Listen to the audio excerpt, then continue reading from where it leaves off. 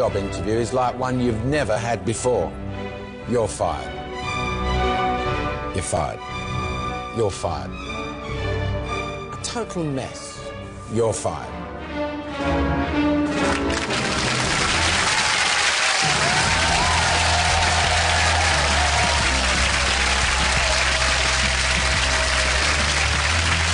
Hello, good evening and welcome to The Apprentice, You're Fired. With the help of unseen footage, we'll be reflecting on some grave slip-ups over soap in tonight's task. And hopefully Paula will come clean with us on what went wrong. We'll also be marvelling at the work of the other team, who somehow contrived to win despite having an apparently useless project manager. Right, OK.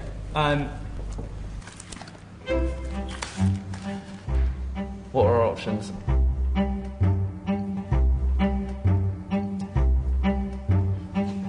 I think if it was left to Neural, they wouldn't have done anything.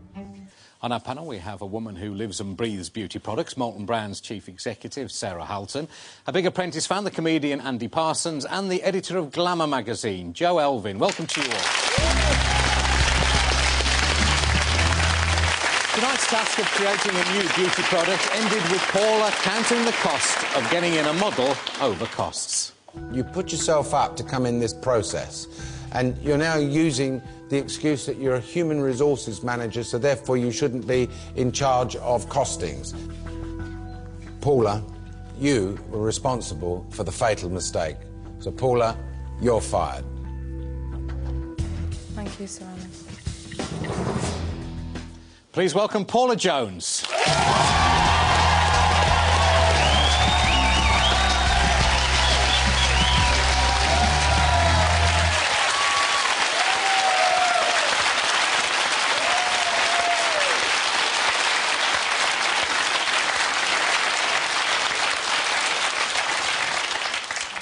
How are you feeling? Oh, I nearly did a James out the back there and weed myself. I'm so excited. Fantastic. Yeah. At the beginning of this task, there was an air of trepidation about all of you. Even in the penthouse, if we look at the fish, even the fish look worried right at the beginning. Look at the expression on their faces. The other one looks even more concerned. Did you fancy the task? I was well up for the task. I thought, fantastic, I've got a brilliant team behind me, really clear objectives, I'm really creative, so I thought that that would be brilliant, so... It's very simple what went wrong in your case. It all boiled down to a bit of maths, basically. Yeah, let's remind ourselves what went wrong. I have been banging on in the last 4 weeks about the need to control costs. What the hell's gone wrong? Sandalwood. £1.97? Yeah, that's all we'll pay. Because that's per kilogram. So it's naff all. Yasmina and Paula got a little bit confused between cedarwood and sandalwood. Cedarwood itself is only about £26 a kilo, whereas sandalwood is very much more. So I'll put a £5 for that. Yeah. It won't be any more than that now. No. Where'd you get that figure from? How much does sandalwood cost a kilo, do you think? £1,072 or something, isn't it? So what would 450 grams? 450 grams? No, half of 450... Shit. Anyway, I'll leave it with you.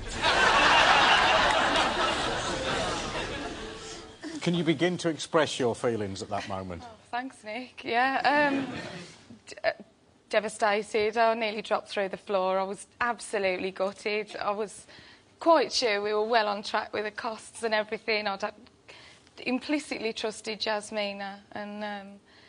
well, we worked it out together. It was our mistake. Never mind. Sarah, you're mixing potions, or you employ people to mix your potions. Do you think it's an easy mistake to make? I think Sir Alan made it very clear that cost control is fundamental to this task, and he's made that clear on a few of the other tasks before this. So I think it's an easy mistake to make in the first place, but the follow-through was double-check it and make sure that you understand what the cost base is before you carry on. But it's a shame, though, isn't it? Without going into the whys and wherefores of the whole task, it was just one great day spoilt by one silly mistake. I think it could be one silly mistake, but in this case it was the one that lost in the task, so one silly mistake can really get completely out of hand, and I'm really sorry, but in this case it did. Now, Andy, I suppose the analogy with you're doing a stand-up show, it's an hour long, you're absolutely brilliant for 59 minutes, but you mess it up with one off-colour joke which offends everybody and the audience walk out. It's that kind of thing. That's it, and you end up making a loss. Yeah. Yeah. It's not so good then, is it? But I felt very sorry. I felt very sorry for Paula. I didn't think that she should have gone. I thought she was too nice to Yasmina. She was, you know, a friend, and Yasmina turned on her. And I think you were too busy having a go at Ben, really, because you hated his guts, and for good reason. I would love to be here when Ben gets the sack. Right. I think when Trallon fires him, he should go, "You're fired," and then go...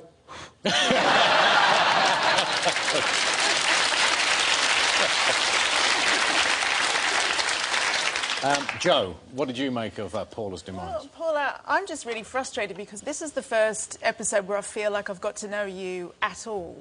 And I thought, you know, it was a really hard task. I think all the tasks have been really hard. Sort of like invent something where there's like millions of products already on the market in competition overnight. I think you did fantastically well. I loved the name of the product. I thought it looked great. I thought you were just full of fire and energy for it. But as somebody else whose strengths are creative, I say delegate away the money altogether, sort of like, you know, cleanly and neatly and forcefully. And I think that was your mistake, is sort of getting involved peripherally on that. But did you do that in your business? You've got absolute trust in whoever you delegate the numbers to? Well, in fairness, obviously the people I have the trust in, I've been working with for many, many years. But I think, you know, it's ultimately your responsibility, and you need to make sure that you can trust those under you. But, I mean, I can't split a restaurant bill, and everybody in my company knows that. So. Well, they're going to have fun now, aren't they? Those expenses claims are coming in tomorrow. So, go on, what would you say to what you've just heard? Yeah, I completely agree. Just, you only need to look at my overdraft to know how much I like spending. I tried to mitigate against it as much as I could by perhaps wrongly putting 2 people in charge of the costings, but it still got me, unfortunately. I mean, it was one of the great Apprentice moments this year when that dawned on you. But, I mean, you looked shocked. Yasmina looked shocked. But just look how wide Kate opens her mouth in shock. She was going to break her own jaw with horror. Did you have to get it wedged back shot again? She could double up as one of those goldfish in the opening shot there. Yeah, certainly could. And James, to be fair to him, I know he can be, you know, he can be a bit verbose at times and a bit of a loose cannon, but he did have some sage advice for you here, didn't he? Paula, just an important thing for you just to remember today, do your best to keep an eye on every other little bit of cost that's going to come onto this. Right. So things like the packaging, all those other little, the oils, things like that. Yasmina and Ben with me. So the oils, the things like that. He does speak a lot of sense, does James. It's just that most of the time when the camera's on him, he turns into a bit of a lunatic and starts saying really silly things.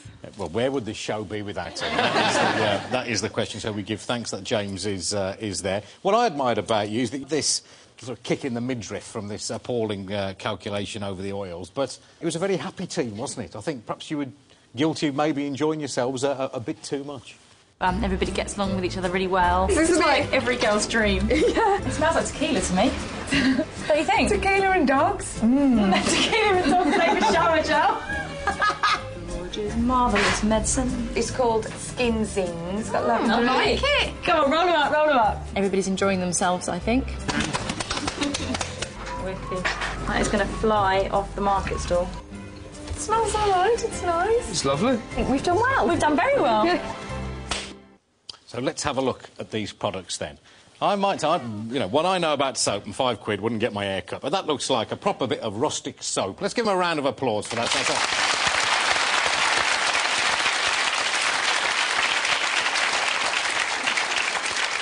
Your professional eye on the Skin Zing, the shower gel, what do you make of it, sir?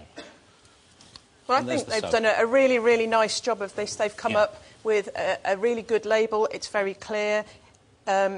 Nice, invigorating and revitalising shower gel. You've got the customer hooked into that. Really good indeed. And I especially like the soap, I have to say. I think the appearance of this soap is lovely. The way that you've kept the natural wrapping, the way that you've got the label, I think that's so appealing to the customer. I think you did a fabulous job with it. You don't need anybody in human resources development. We might well do. All right, OK. The great advantage of this one is that it's solid and doesn't stick or drip down. Yeah. Let's have a look at the... I mean, that looks like kind of a sample if somebody's something got very seriously wrong with their kidneys. And as for this soap, dear oh dear, what you probably can't see from here, there's something worse on it than the actual... this sponginess at the back. There's the instructions on it. Have you ever seen instructions on a bar of soap? To use, : melt a bar between your hands and massage onto the